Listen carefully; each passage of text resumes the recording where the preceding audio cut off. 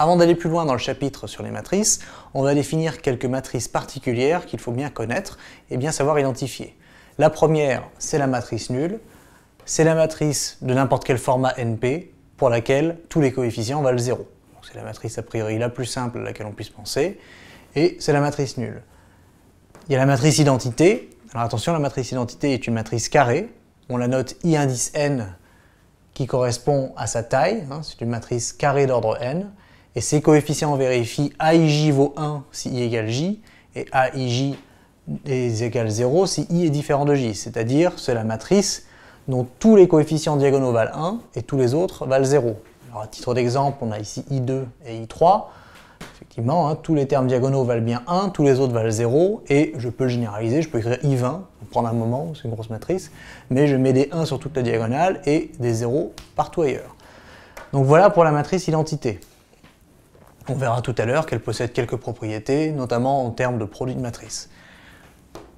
La transposée d'une matrice, une matrice quelconque de taille NP, c'est-à-dire avec n lignes et p colonnes, que l'on écrit AIJ, avec donc I compris entre 1 et n et J compris entre 1 et p, bien sa transposée, on la note T de A, et T de A est égal à AJI, avec toujours I compris entre 1 et n et J compris entre 1 et p.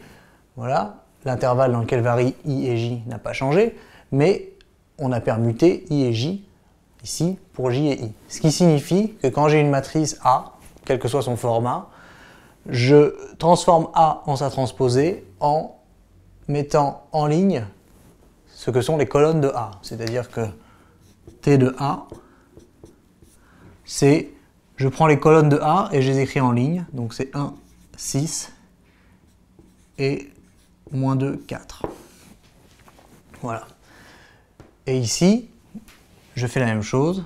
La transposée de A. Alors ici, c'était une matrice carrée au départ, donc elle reste carrée quand je passe à la transposée. Ici, c'est une matrice de format 3, 2.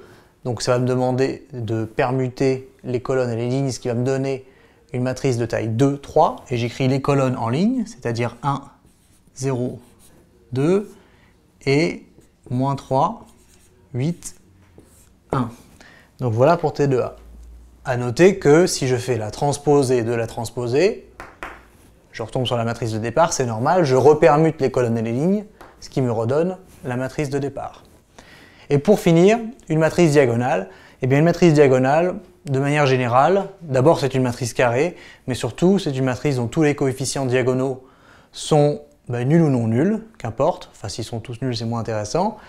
Par contre, les coefficients hors diagonale, eux, sont tous nuls. Donc par exemple, ici j'ai pris D. Alors je vais faire en sorte qu'elle soit carrée, je vais la faire carrée d'ordre 3. Mais en dehors de la diagonale, j'ai des zéros partout. Il n'y a que les coefficients diagonaux qui soient non nuls. Alors même certains peuvent être nuls. S'ils le sont tous, c'est embêtant, c'est la matrice nulle, c'est moins intéressant.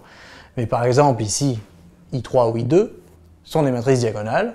Les termes diagonaux sont ce qu'ils sont, mais surtout les termes hors diagonale valent 0. Donc voici pour les matrices de base qu'il faut bien connaître, et on va voir tout de suite plus de choses concernant les opérations, l'égalité de matrices, etc.